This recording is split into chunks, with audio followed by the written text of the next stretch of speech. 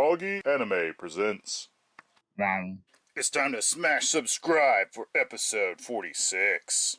For this episode of Augie Anime Complete Collection Pickup Hauls, I'm going to show you what I got from the Sentai Summer Sale of 2022. This ended on July 4th, 2022. Today we have 5 sub-only, 0 dub-only, and 11 hybrid.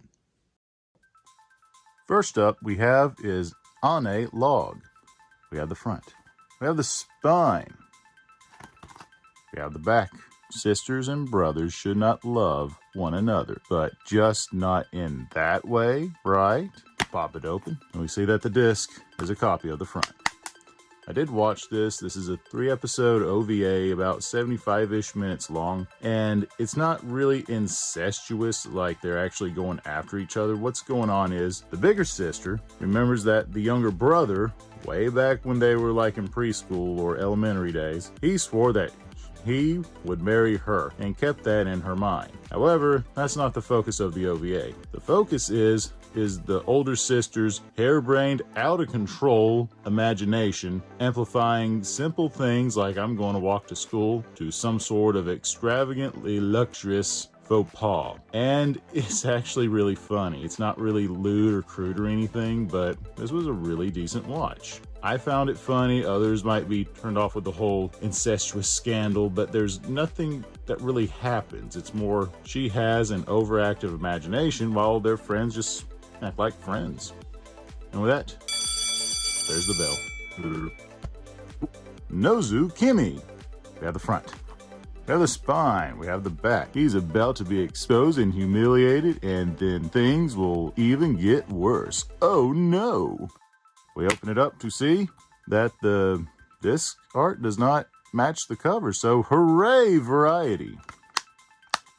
I did watch this one as well. It is a 3-episode OVA, roughly around 75 minutes. And to be honest, being 3 episodes, I felt like I got 12 episodes out of it in the short time frame. What this highlights is he accidentally, who knows how, but he accidentally ends up in the girls' locker room and locks himself in a locker before all the girls can leave so he can trot along safely. However, she encounters him.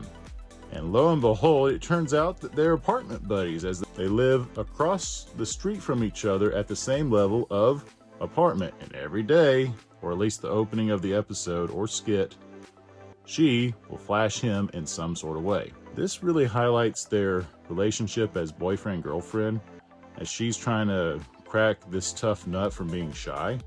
And she does a really good job. She does put him in situations to help him grow and to be more comfortable, really, not to be so shy or non-adventurous. And it really highlights their relationship due to this concept. First episode is helping a girl out with big breasts cause they're so heavy in PE. Second episode, they encounter a really athletic girl to help her out. And the last episode, in combination with, I believe, a beach episode. No, not a beach episode. That was the analog show. She finally has a rival that wants to have him to herself, and she has to figure out a way to get him to believe her without being blunt and make herself look like the bad woman in the situation. It's really good, and they have a really bitchy cheerleader to boot for this situation. A very good climax. I kind of wish this was expanded to like 12 or 24 episodes, but for 3 episodes and what little that they had time-wise to accomplish, I really give this praise. There is some breasts in this, so for those who are worried if it has it or not, this does, and a log does not. Oh well. He is my master. We have the front, the spine, and the back. Question: what's the difference between maid service and fan service? A for answer. In this house, absolutely nothing. Open it up to see the other character with the main character. I do have the DVD of this somewhere. I just don't due to time, school. I'm just going to show this copy for now. I did enjoy it. It is a Gainax show. It is for fan service. Obviously, the sequel show to this, which which really needs it cause this ends on a cliffhanger, kind of dusting it off to introduce itself into the new season. But I did enjoy this as well. Pretty much these two sisters get into all sorts of shenanigans with her pet alligator, as well as the pervy master of the property that they ran away to puts them in predicaments, and usually he gets his comeuppance. It's full of tsundere, it's full of calamity, explosions, and more of what you would think of for Gainax, except for them giant robots. And, well, as an alligator. I liked it. If you don't like fan service, you probably won't like it. Not as much breast service, if you will, but other than that, let's sweep this to the side. Mushibugyo, and I have not seen this, but let's go through the motions of front, spine, back again. Set the TV series down to open the OVA, my friend. And this is what the OVA disc looks like. Open this up to see. Whoop. Disc 1, Disc 2, and Disc 3. This is subtitled only. I haven't seen it yet. If I had to take a guess at this show, just looking at the cover art, samurai boy with either sister or friends go around feudal Japan to slay the bugs that are invading the nation. Kind of like a Prefectural Earth Defense Force video game, not to be confused with that awesomely sweet OVA. So with that, back out. Boom. From Netflix, it's Ingress. This is one of those 3D anime shows that they're producing on Netflix, but I'm not sure, just like the other one mentioned from another episode, if this is authentically an anime. So, let's begin with the whole front, spine, back again. The deadliest secrets of the world are at his fingertips. Ooh. And we see Disc 1 and Disc 2. Woohoo! This is a story of two psychics and one guy who's not a psychic. They give it another name, but I don't care about that. And they're trying to escape the city. Kind of seen in AI City. Or Venus Wars, if you want to call it that. And, well, very predictable for what they're going to do psychic-wise. Pretty much, they team up, he's hunting them down, he becomes friends with them, or they have enemies of their enemies, so they'll befriend their own to conquer that one enemy. They go through their whole charade, further exploring who or what is doing to whom in this society, and, well, there you go, conclusion, and will they be friends or not? That's for you to know. This was a mediocre watch. I guess watch it on Netflix for free, but if you do like this sort of genre of sci-fi psychic hunting, this is not bad. I wasn't bored with it, but I knew what was going to happen as soon as I saw the scene change, if that makes sense. So I guess I'm familiar with the template. Oh well. Obsolete. This is created by that Gwen Irabuchi guy. Oh wait, I need to do the whole front, spine, back again. The aliens sold mankind something amazing, then we used it to kill each other. Open it up to see that beautiful disc. And for special features, it has, there we go. For specials, it has the Stardust Kanoka clean closing animation, Votom's Tribute clean version, and Sentai trailers. So pretty much they did the opening to Votom's, the original, in their 3D style, and then they did opening to Votom's with their characters portraying what the opening does. Alright, this is done by Gwen Irabuchi, not the Bucci man, that's the guy who created Cobra, who died recently. Or Gwen Irabuchi is involved in this. This feels like a anthology series. Most episodes do not complete a full story or scenario, so it's in that short story format. Some people will like it, some people will not. I understand that there's a different taste in this type of thing. Either you're going to give me the full story or not. The last episode is hilarious because, well, I'm not going to spoil it, but it definitely takes a trip out of somewhere else very Symphogear-like and brings it into this world, if you will. If you like extreme military in your sci-fi with mech mixed in, you'll enjoy this. If not, well, there's people who like Jag and people who don't. The doctor prescribed some monster girl doctor. Whoa! Okay, we have the front, the spine, In the back again. The war between humans and monsters may be over, but will he be able to survive the romance afterward? Ooh. Open it up to see. Disc 1. Then Disc 2. Alright, this is one of those where you can technically cut out 4 episodes out of the 12 and you can still get the full story, but this is meant for fan service and relationship service, as the Doctor becomes Mr. McManly Stud for just doing his job, and all the monstrous girls fawn over him while he solves and aids them in their troubled trials that they first have before introducing himself to them. You'll have some that are too stubborn to go near him but will come to his aid at any whim, and kind of like Doc Hollywood, he becomes part of the town, or really everyone comes to him for everything. This is one of those that he's obviously going to solve what the problem is, so the scale of risk factor per action for him is very low because he's going to solve what's going to happen. He's not really challenged. I did have fun watching this. I have not seen Monster Musume yet to compare it to that, but I think this is kind of like a Diet Coke versus a Coke brand, if you will. I had fun. I know some people who did not have fun, but if you just want something to relax to, maybe this could be your second choice. But with that, the Doctor is out. Woohoo! Rent a Girlfriend, Season 1. We have the front. We have the spine. And we have the back. When they say money can't buy you love, why not try renting it instead? Opening it up to see a cheerful Disc 1 and a loving Disc 2.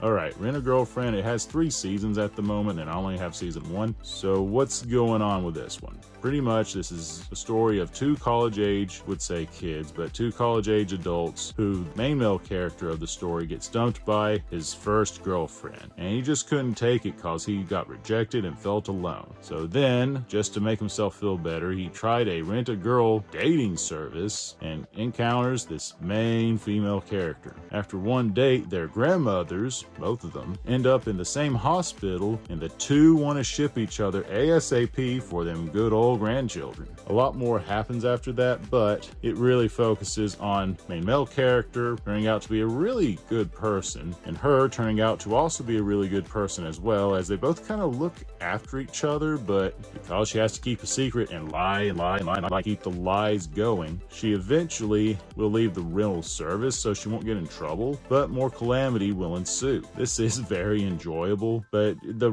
whole rent-a-girl portion of it's like, it is a main focus, and it does dive more into the different categories that you could date from these types of services, but it focuses on main male character and main female character trying to make their connection as everything around them makes their world upside down. I enjoy it. I'm going to watch the other seasons when they come in, and with that, Kakegurui, I finally got Season 1. We have the fronts, the spines, and the backs once again.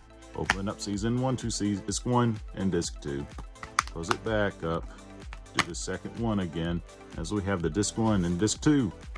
Alright, so I accidentally got Season 2 first because I thought I had Season 1. Now I got both of them, and since it's been quite a long time since I've shown Season 2, I actually watched it. And oh my god, I am lost why this show is very popular. I guess a lot of female cosplayers like this show because they can show off their orgasm face, or for some reason women like to do, I think what they're called are call gal groups or cat call girl groups, like the gaggle of females who wear the pink cowboy hats and get drunk across town. I don't know, surprised how it's popular, but the main focus is this character here, this main character, really loves to gamble. Not for the money, not for the fame, but for the pure risk and edginess that she could lose, which she does a couple of times. However, the whole high school, really junior high to high school, has these high upper crust individuals who have families with lots and lots of money and industry power, send them to the school and pretty much treat their business like daddy's credit card for these individuals who barely know their algebra, to just gamble it all away, leaving the whole hard work and legacy behind, all to get a backup plan if you lose and become the pets instead of the, I forgot what you call it. Let's just call them owners because I forgot. The pets are those who are in debt because they've made too many losses, and the student council will write what kind of life they will have as a house pet because they have the fame, but the other person, the master, will have the money. So they would like arrange someone who would lost to be arranged to some political figure that might cheat on them, but it guarantees them, the pet, to have a comfortable life. I guess I'll insert the word Stanford Wise, but I haven't seen it, so I feel like that's not a good call, but maybe that's true. I don't know. That's not a movie I would watch. So what's funny to me while imagining this scenario and apply to other shows, I keep thinking like the Cosby Show. If Theo entered this school, then came back after 2 days, telling the family that he lost all the fortune and how his parents would kill him just for that, and then imagining Vanessa entering the same school again just to win the money back. I don't know. It's just a silly concept with how they have the high raised stakes for gambling. There's one girl right here with the eye patch. She has pretty messed up, just like the main character. She likes the threat of the gamble, but wants it to take all. Hence why she lost her eye. She shot it. So there's a crazy cast of characters involved. And what's sad is after season 2, it cliffhangs. We're at a very good point. They're talking about the student elections and who might become the student president to rule over all of them, and it just stops. It's kind of like Medaka Box all over again, to be honest. But with that, I do recommend it. It is silly, and if you like high gambling shows, kind of like Yu-Gi-Oh! Or Kagi, I would recommend this as well. So with that, deal them out. All right. Dusk, Maiden of Amnesia. We have the front. We have the spine. We have the back. A haunted past, a haunted presence, and a mystery that must be solved beyond the grave. Whoa. We open it up to see Soundtrack 1, Soundtrack 2, Disc 1, Disc 2. Also, there is the scorecard for the audio disc, as we have the front, not really a spine, the back, and the opening insert. Since there's no nipple, no foul, there's not a problem. Given some selected lyrics, so you can sing along with, or at least understand what they're saying as you listen along. I have not seen this. I've noticed I didn't have it after watching another, which people were right, that was really good. So I have high hopes to watch this pretty soon. Too bad it wasn't for recording, but I might do something later for these kind of series. So with that, let's go to the next. Swordgai, the animation. Another one of those Netflix 3D anime, if it is anime series. And this one is a Guyver clone based off those whole bug boys on motorcycles, but not too much of that in this. This one did throw me a loop, but let's do the usual of the front, the spine, the back. What absolute power corrupts, a demonic sword consumes. We have disc 1, disc 2, and then disc 3. The story for this did throw me through a loop. Out of all these 3D Netflix anime, if it is an anime, this one's probably the best one so far. It is predictable. It does kind of linger. It has a comedic moment with the shonen boy is chased after, let's just say, chubby grandma. And it does have a pretty nice conclusion with that. It has the same rivalry that you would see in Scride. There is more action similar to Karos than it would be Guyver, but there's more Guyver influences and situations. I guess Zetman would be a better comparison, but regardless, if you're looking for that kind of action, this one does deliver. It does linger in some parts of the plot, especially the end, but I did enjoy this. Is it top of the A game for this type of stuff? Not really, but it does fill a void for waiting for another one of these to come out. And Bell, Taco Bell. Hey, Taco Bell. Dororo, front, spine, back. From the story by Japan's most legendary creator. Open up to see ad for manga that's incomplete. Front, back. Disc 1, Disc 2, Disc 3. Crunch. Alright, what is this about? This is a modern adaptation of Dororo. So you had the manga. It was incomplete, but it's a huge brick worth. of reading material. What did complete it was the black and white discotheque release of it, but I'll do that another time. Then after that, we have a live action movie, and now we have this one, pretty much telling the same story but in different fashions. Like the black and white one has more of an eerie atmosphere, so it gets you into the story more just because of the presence that it gives. This one focuses more on the characters with the modern touches that you would expect. It's still very enjoyable. All right. Initial story. Dororo is not the samurai, it's this child that teams up with this samurai. The samurai is the focus. Back when he was born, his father made deal with demons from hell, and the demons decide to take everything from this child and leaving him a husk of, well, tissue. He still has his head, he still has his torso, but his skin, his arms, his eyes, his heart, his lungs, his legs, his genitalia, all that is gone because his dad is a complete bastard. However, he was raised by a doctor who would not give up on him. He kind of becomes this flesh golem-like being that can sense the supernatural to go demon slaying. And along his journeys, as he has all these prosthetics, even his prosthetic eyes that let him see, that's very questionable in real life, but hey, this is the fantasy it wants to go with. He teams up with Dororo along the way for their journey. There is a good plot twist, but if you already know it, you already know it. I would recommend this. Either version would be fine. If I was to rank which version I would prefer, I would say the black and white, this version, live action movie, then the book. But I might do a complete collection of this. I'm not sure. So with that, let's Dororo out. Vinland Saga. Oh my god, I've been wanting to see something like this for a long time. I saw this when it first aired, but oh man, this is an appropriate anime series about Vikings. Let's just dig in. To the front, spine, back again. Across the world, buried in blood and ice. Nothing will stop his quest for vengeance. Open it up to see Disc 1, Disc 2, and Disc 3. Alright, so this story is a story of vengeance. Or at least at the beginning.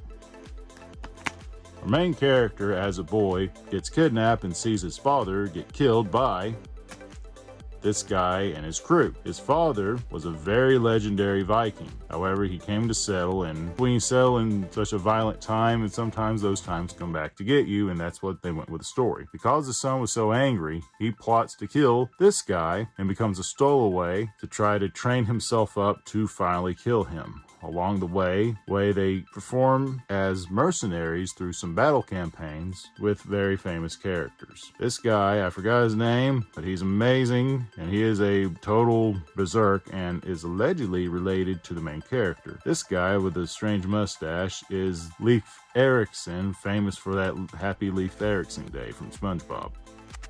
This pretty much takes place around the north coast of Europe, and they do some mercenary battles between the English and French. Whoever pays the most is the winner, typically, and I enjoyed this. I don't have the special edition. Not sure if I'll get it or not, but I really want to watch season 2. Highly recommended. Full of awesome action. Been waiting for something like this to appear in an anime form, and I am so glad I watched it when it first came out. So Viking, ho! Angelic Layer. Front, spine, back again. It's not just a game, it's a whole new world for you and me. Open it up to see Disc 1, Disc 2, and Disc 3.